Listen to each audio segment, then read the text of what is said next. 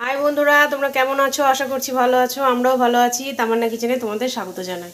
আজ আমরা তৈরি করব চালের আটার রুটি। মা চালের আটাটা নিয়ে নিয়েছে, এদিকে কড়াইয়ে জল বসিয়ে দিয়েছে।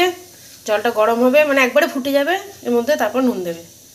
তার সঙ্গে করব চিকেন কষা, একটু ঝোলও থাকবে আর কি, কষায় পুরো কষে যাবে না। চলো শুরু করি। আন্দাজ মতো নুন দিয়ে দিচ্ছি।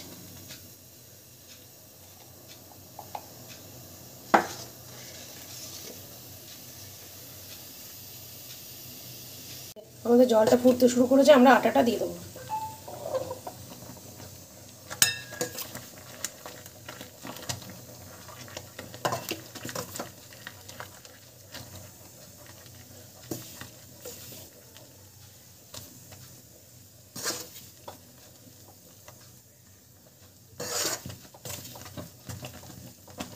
চলুন আমরা এটা দিয়ে ভালোভাবে সবটা মাখিয়ে নিই আগে। আমাদের খুমিরটা তৈরি হয়ে গেছে, আমরা একটু ঢাকা দিয়ে রেখে দেবো, একটু পর মালিশ দিয়ে নেবো। আমরা কড়াই বসিয়ে তেলটা দিয়ে দিলাম মাংসটা রান্না করার জন্য। আমরা এলাচ আর তেজপাতাটা ফোড়নে দিয়ে দিলাম। ওই পেঁয়াজটা দিয়ে দিলাম, 3টে পেঁয়াজ আছে, মিডিয়াম সাইজের 3টে পেঁয়াজ।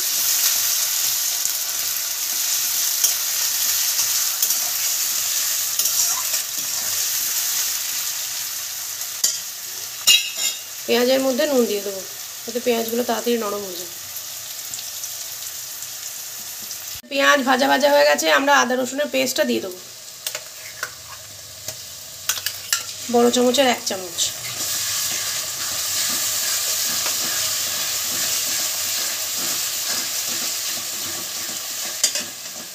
কষা হয়ে গেছে, টমেটো দিয়ে দেবো, হলুদ গুঁড়ো দিয়ে দেবো, ধনে গুঁড়ো,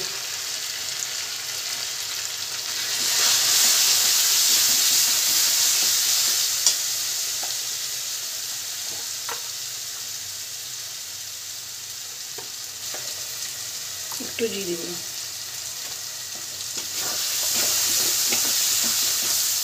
মশলা যাতে পুড়ে না যায় একটু জল দিয়ে দেবো।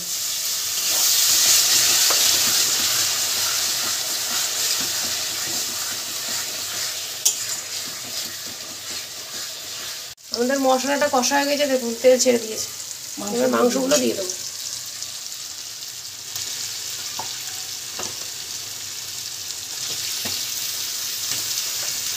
ওর সঙ্গে কটা আলু দেবো,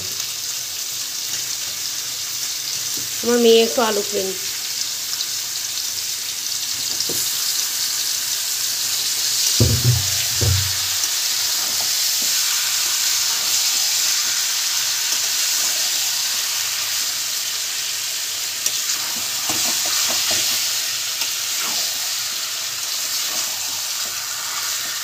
ঢাকা দিয়ে দেবো। যে মা ঢেকে ঢেকে কষিয়ে নিচ্ছে, চলুন একবার দেখে নিই। জলও বেরিয়েছে অল্প।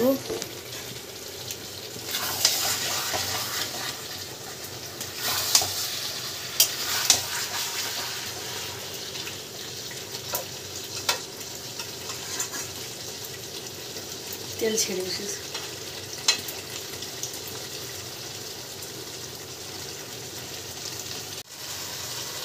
এই দেখুন কষা হচ্ছে, কষা হয়ে গিয়েছে, এবার জল দিয়ে দেবো। জলটা দিয়ে দিই, গরম জল, এই যে ফোটানো জল আছে, গরম জল মাংসই দেবেন, খুব ভালো কালার আসবে। মশলা কম খাই তো বেশি দিতে পারি না, রুটি খাবো তো একটু ঝোল করে নিলাম। চলুন এটা ঢাকা দিয়ে দিয়ে এটা ফুটে যাক। যে মা খুমিরগুলোকে মালিশ করে নিচ্ছে, ঠান্ডা করতে দিয়েছি, ঠান্ডা হোক নাহলে গরম গরম হোক। এই যে দেখুন মা একবার একবার করে মালিশ দিয়ে নিচ্ছে আর একবার একবার করে রেখে দিচ্ছে, কারণ ঠান্ডা না হলে রুটি করা যাবে না।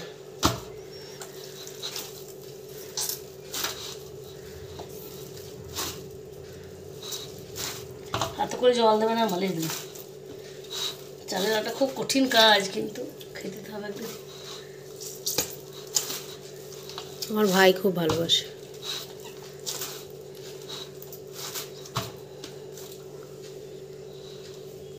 এই যে দেখুন মালিশ দেওয়া হয়ে গেছে, এরকম স্মুথ করে নিতে হবে ব্যাপারটা। চলুন এবার রুটিগুলো সব মা বেলে নেবে।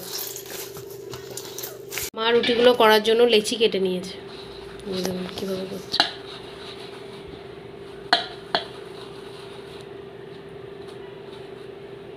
অনেকে জিজ্ঞেস করবে যে মা করছে তুমি হেল্প করছো না কেন? আমি এগুলো করতে পারি না, গমের হলে আবার পারতাম।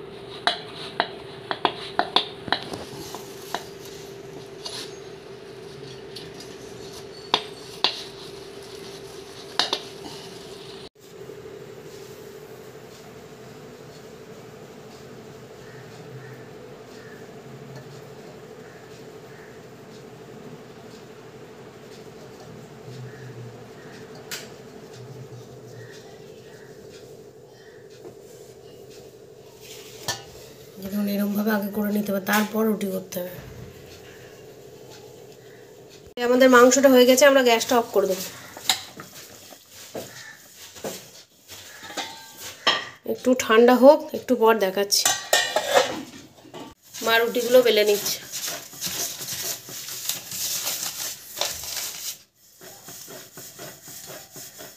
খুব হালকা হাতে বেলতে হবে, নাহলে লেগে যাবে।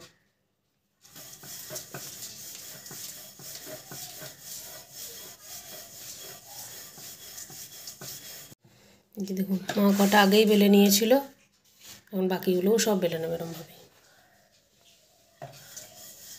আমাদের রুটি মায়ের বেলা হয়ে গেছে, মা এবার এগুলোকে সেঁকে নেবে।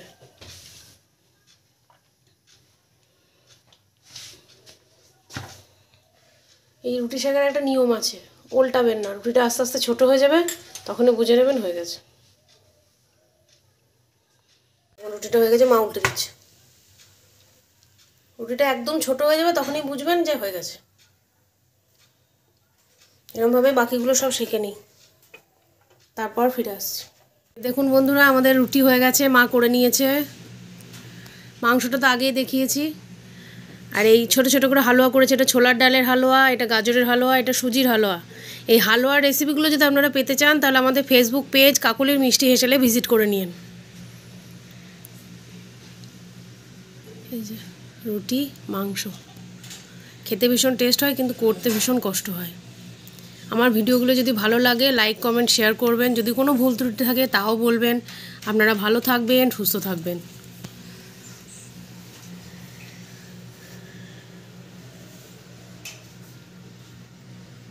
এটা দেশি মুরগির ঝোল দিয়েও খাওয়া যায়, খাসির মাংস দিয়েও খাওয়া যায়।